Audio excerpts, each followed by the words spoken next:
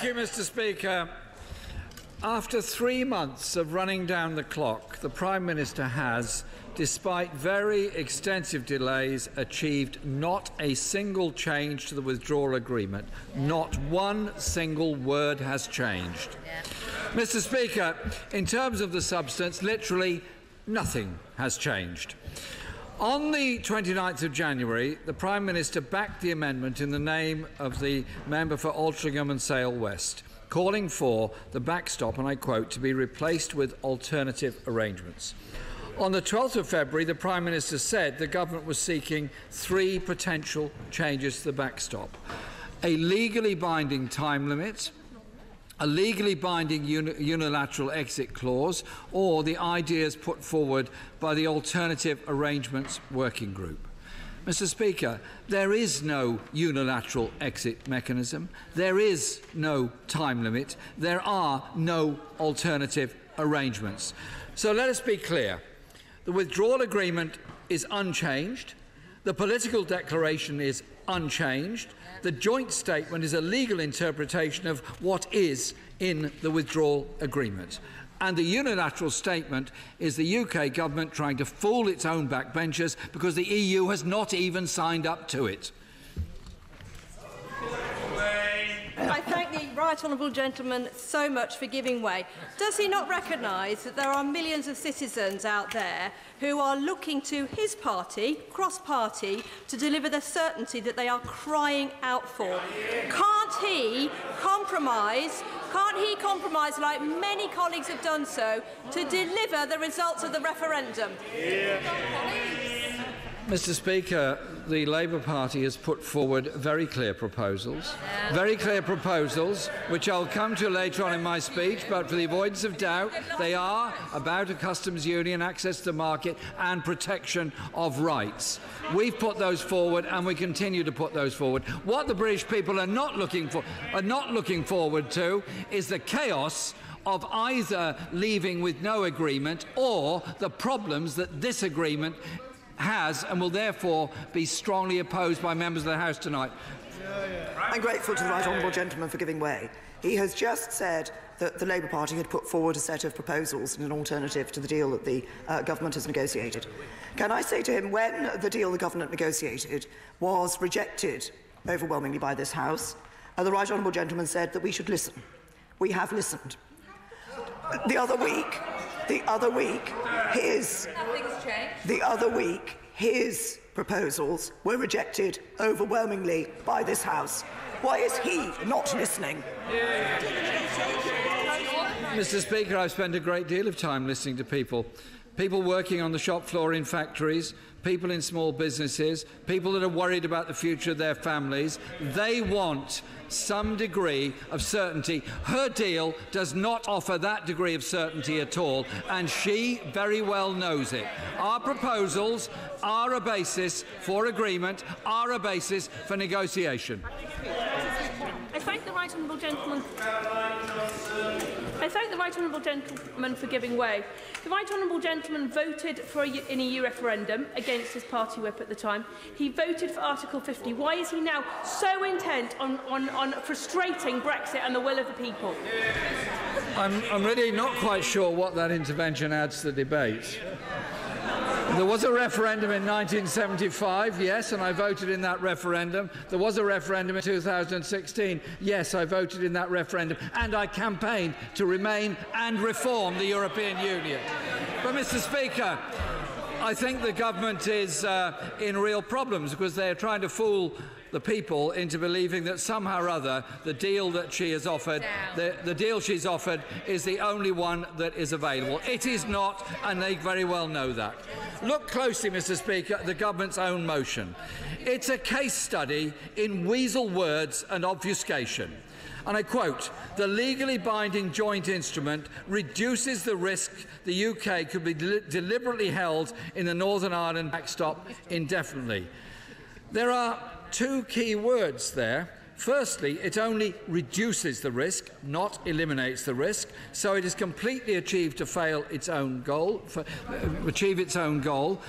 I have an ally in believing this to be the case, no less a person than the Attorney-General, who told the press at the weekend, and I quote his words, "I will not change my opinion unless we have a text that shows the risk has been eliminated."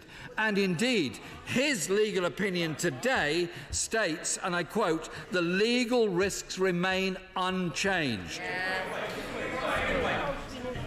I thank my honourable friend for giving way. He's making a very powerful point about the absurdity of this idea that it could be a unilateral exit from the backstop. That would destroy the very function of the backstop. Is it not the case that the Prime Minister has committed a major strategic blunder for our country in pandering to the ERG instead of reaching out across this House to build consensus? Indeed, the ERG seems slightly missing today, but I'm overcome by the excitement and enthusiasm of all the members sitting behind the Prime Minister in this debate. Secondly, Mr. Speaker, the right honourable gentleman is not currently giving way. And members, I didn't require any affirmation or contradiction with the honourable gentleman. He's got to learn the ways of Parliament. Jeremy Corbyn. Thank you, Mr. Speaker. Secondly, there is the use of the word deliberately. The risk that we are held in the backstop indefinitely has not been reduced, only the risk that we could be deliberately held in the backstop indefinitely. The Prime Minister has said herself on numerous occasions that the backstop is painful for both the UK and the European Union. It's something that neither side wished to see applied. There's been no indication from the Prime Minister that there ever was a risk of being deliberately held in the backstop in the first place. Now, I'm going to make some progress, if I may.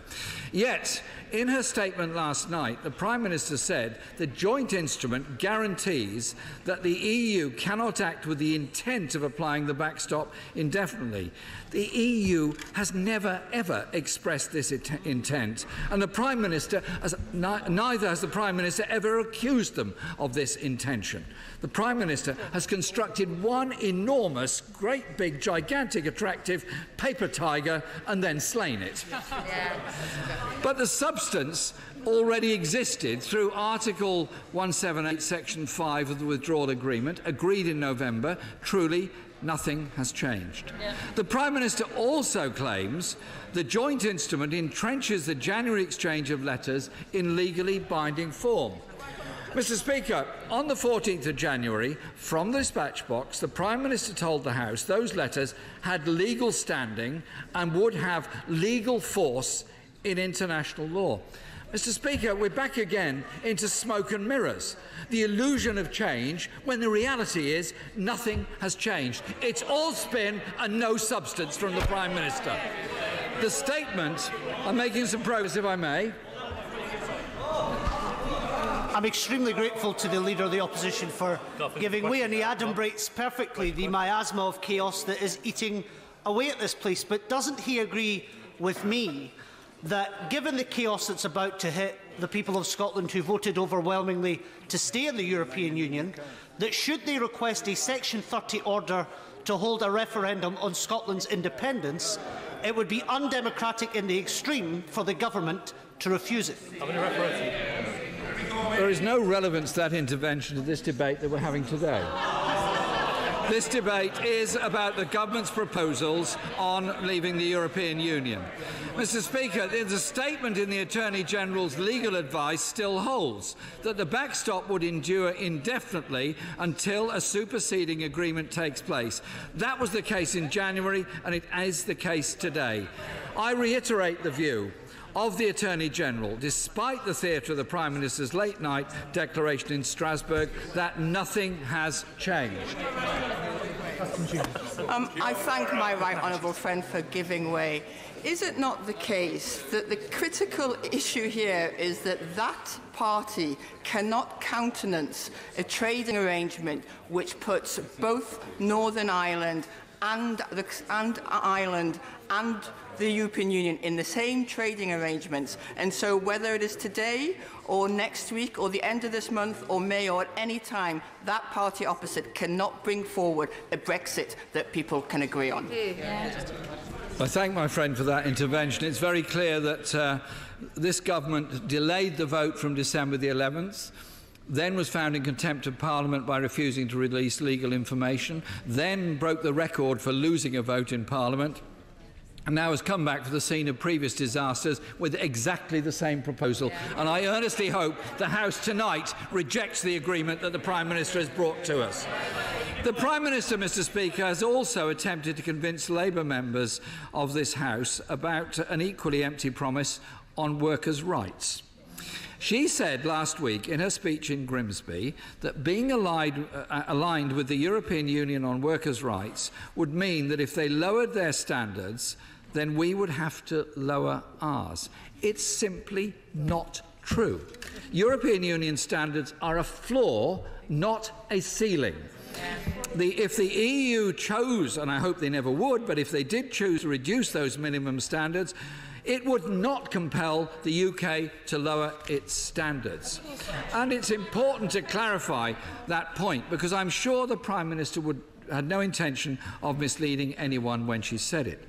However, I'll come to one second. However, being aligned to those standards means that if the minimum improved, the UK would be compelled to improve, and indeed I would want us to go much further than the EU on many workers' rights. Just to give way to my friend. I thank my right honourable friend for giving way, and he and I share concerns about how we protect workers' rights as we move forward and leave the EU, which I know he respects because he respects the outcome of the referendum of 2017.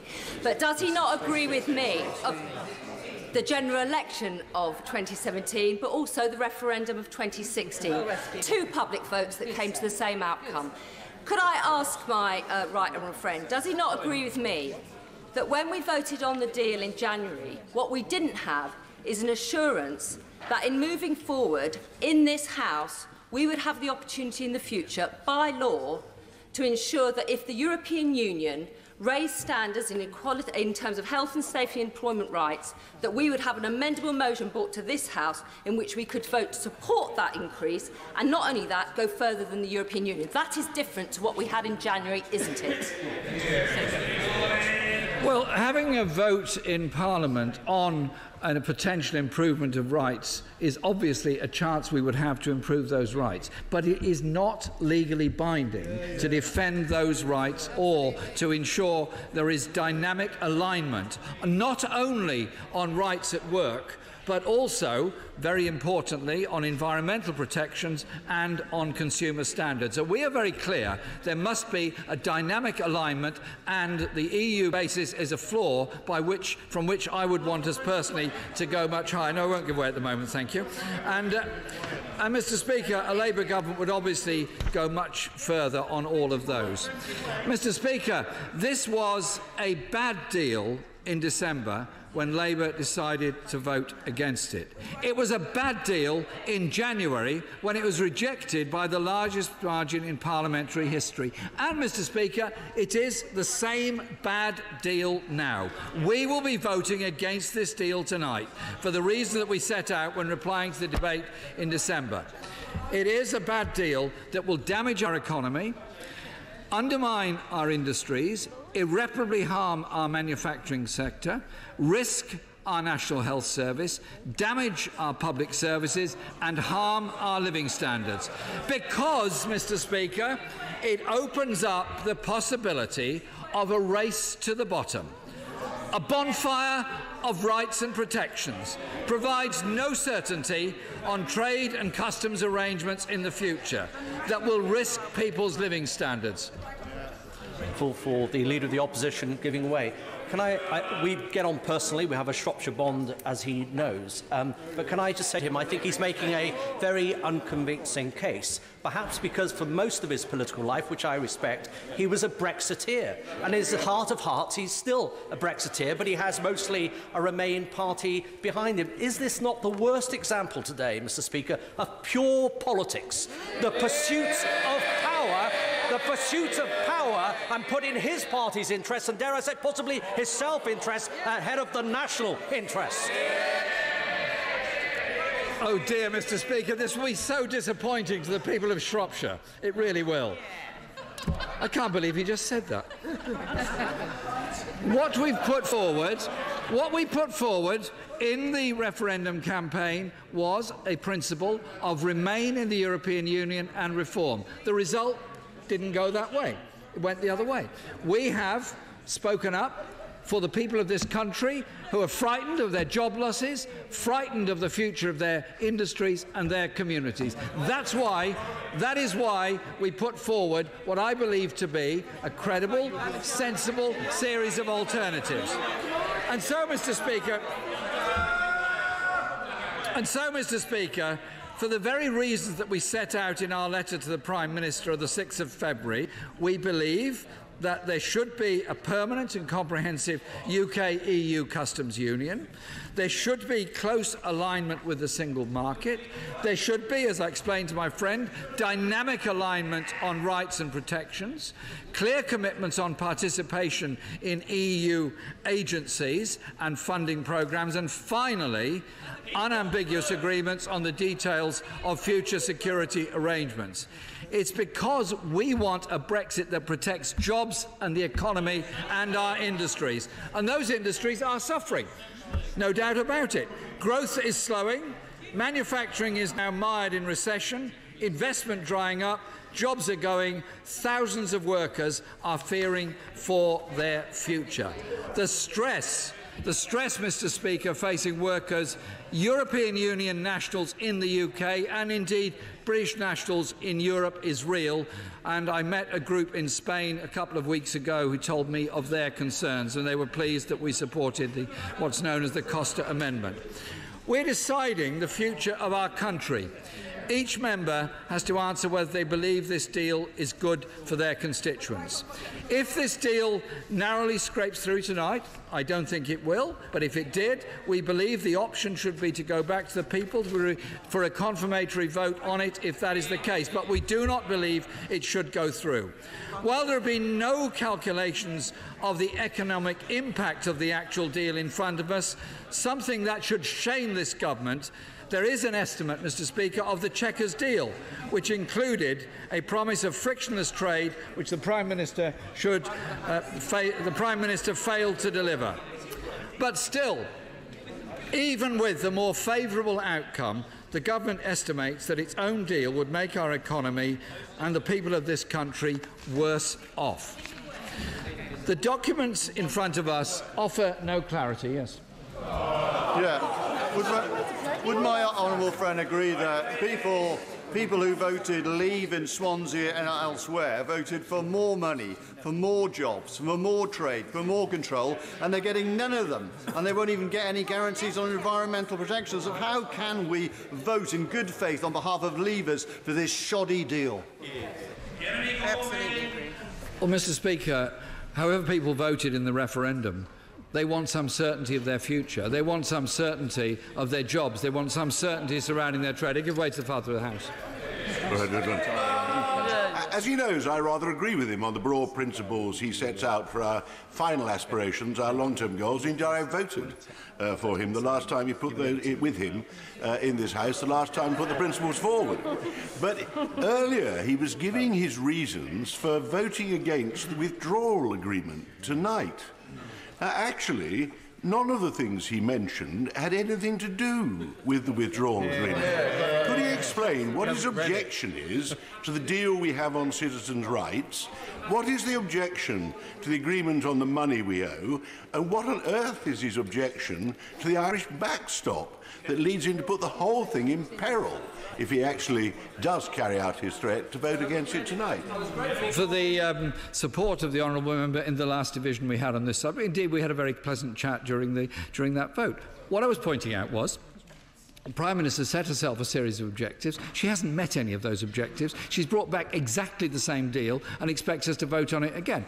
I hope the House rejects it. Yes, I do give way. Final time. Grateful. Can he explain why he has refused to accept repeated offers of meetings with the Prime Minister at such a vital time? Mr. Speaker, I met the Prime Minister in December to discuss the arrangements by which we would have debates on this whole process, and we agreed, absolutely agreed, that the vote would take place on December the 11th. It didn't, because the government decided to delay it and in fact made the situation worse. Yes, indeed, we did have a meeting, and I presented to the Prime Minister a copy of my letter with our proposals, and indeed members of my team have also had meetings with their opposite numbers. So there have been meetings, but the reality is the Prime Minister is stuck in a groove that believes only her deal is the thing that should be voted on. She wasn't listening to what we were saying or what was included in our letter, and that is really the problem. The documents in front of us offer no clarity and no certainty. The political declaration says clearly this could lead to a spectrum of possible outcome. 26 pages of waffle in the political declaration are a direct result of two things. The Prime Minister self-imposed and utterly inflexible and contradictory red lines, and their utter failure to negotiate properly, to engage with members of this House or to listen to unions and business. That's last time giving way. I thank my right honourable friend for giving way, and further to the contribution made by the Father of the House, could I just ask the Leader of the Opposition just to clarify what is also said in the joint statement, the important link between the withdrawal agreement and the political declaration, which, while being of a different nature, are part of the same negotiated package. Exactly. There are objections, significant objections, particularly on this side of the House, to the political declaration as well. Well, indeed, and the political declaration is, of course, not a legally binding document. It is a declaration and no more than that. And I share her concerns about much of it and the changes that need to be made to it, which is another reason why we should be rejecting the Prime Minister's motion this evening. It's simply not good enough to vote for a blindfold Brexit, so we will vote against this deal tonight, as I urge all members to do. We only have this vote tonight, Mr. Speaker, as we had the same vote on the same deal in January, because Labour members from the very beginning of this demanded that Parliament have a meaningful vote. And I want to pay tribute to our shadow Brexit team, our shadow international trade team, our shadow Attorney General and our shadow Solicitor General, who've done so much to ensure that Parliament has proper scrutiny over this process. This bill started with Henry VIII powers that would ridden roughshod over Parliament and ridden roughshod over our ability to hold the executive to account. It was actions of our front bench, our team, our backbenchers that forced this situation where we have a meaningful vote in Parliament. Otherwise, that would not have happened. The right to that scrutiny, to hold the government to account and to ensure the interests of our constituents is absolutely vital, something I've exercised to the full in my time in this House. I believe, Mr. Speaker, there is a majority in this House for the sort of sensible, credible and negotiable deal that Labour has set out. And I look forward to Parliament taking back control so that we can succeed where this government has so blatantly failed. And those people all around this country who at the moment are very, very concerned for their future, their communities, their jobs. In the case of EU nationals, their very right to remain in this country, as indeed for British nationals living across the European Union. Parliament owes it to them to get some degree of certainty by rejecting the Prime Minister's proposal and bringing forward what we believe to be a credible set of alternatives. Parliament should do its job today and say no to the Prime Minister. Order. Sir William Cash.